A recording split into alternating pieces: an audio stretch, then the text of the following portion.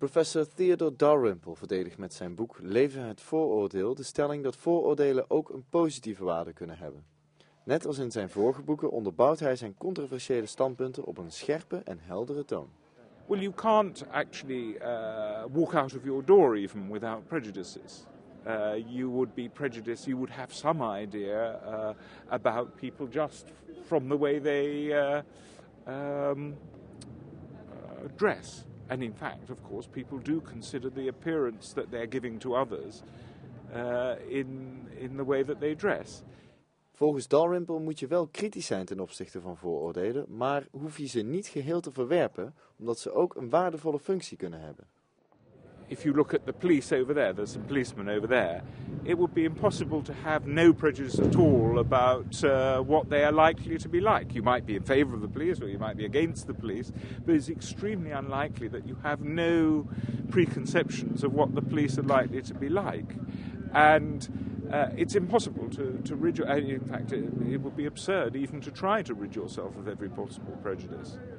I think the problem is you have to be, of course, willing to abandon your prejudice if it turns out to be wrong. Let me give you one of my prejudices. I mention it in the book, where I turned out to be wrong in the case, or my prejudice turned out to be wrong.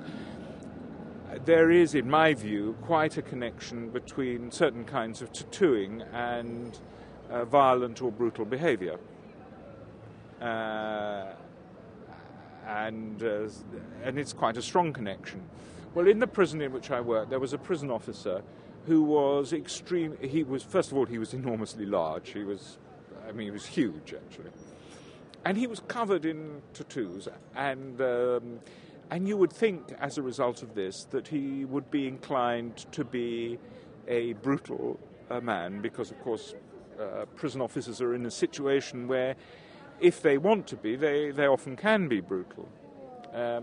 But in fact, he was an extremely gentle man, and if there was any violence, he shrunk from it. He didn't want anything to do with it. He almost ran away from it.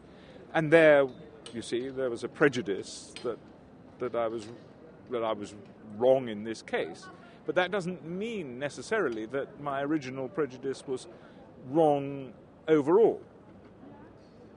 I don't know whether you know this, but I would reckon about 98% of white British criminals are tattooed, which is a much higher percentage than in the population at large.